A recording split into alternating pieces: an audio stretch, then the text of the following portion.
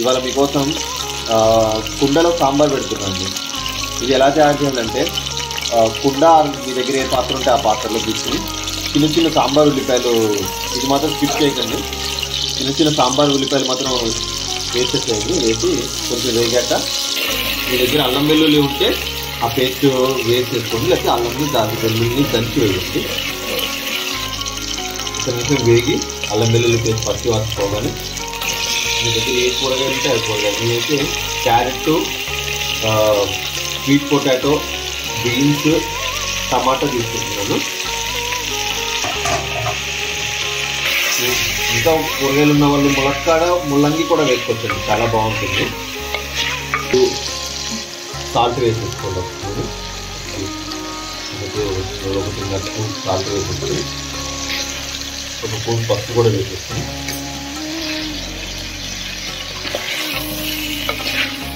ఇప్పుడు మూత పెట్టేసుకొని ఇప్పుడు ఇన్స్టంట్ ఇది అవి వేగుతుండగా ముక్కలు ఈ లోపల మనం సాంబార్ పొడి రెడీ చేసుకుందాం. ఇది మాత్రం స్కిప్ చేయకండి, చాలా ఇంపార్టెంట్. రెడీమేడ్ సాంబార్ పొడులు కంటే చాలా బాగుంటుంది. 1/2 టీ స్పూన్ మెంతులు, జీలకర్ర,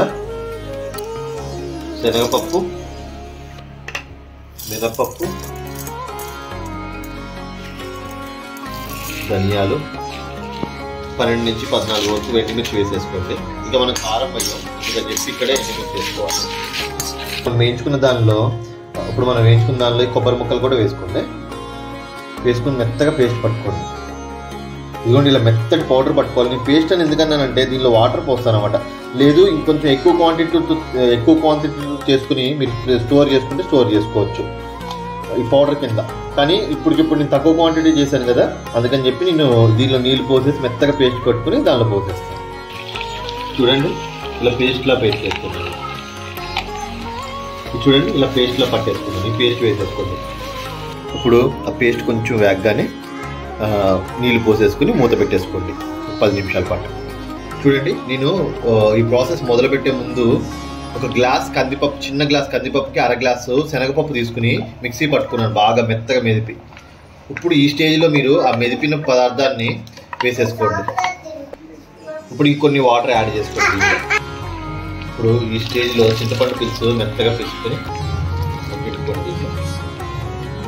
ఇప్పుడు అది మసులుతూ ఉంటుంది సాంబారు. ఈ లోపల మీరు నెయ్యి వేసుకుంటే తాలింపుకి చాలా బాగుంటుంది అసలు. ఆవాలు,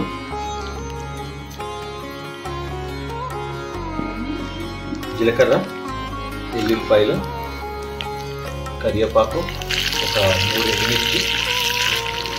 ఇప్పుడే ఉందండి రహస్యం అంతా. ఇది మాత్రం వదలకండి అసలు. ఇది చూడండి, ఫైనల్ టచ్ పోపు కొట్టించేసి. చూడండి ఎంత బాగుందో. ఇడ్లీలో కానీ, అన్నంలో కానీ, దేనిలోకి అద్భుత. ఇంకా ఈ వీడియో కనుక మీకు నచ్చినట్లయితే please subscribe, like and share. ఇంకుంటానా మరి. Thank you.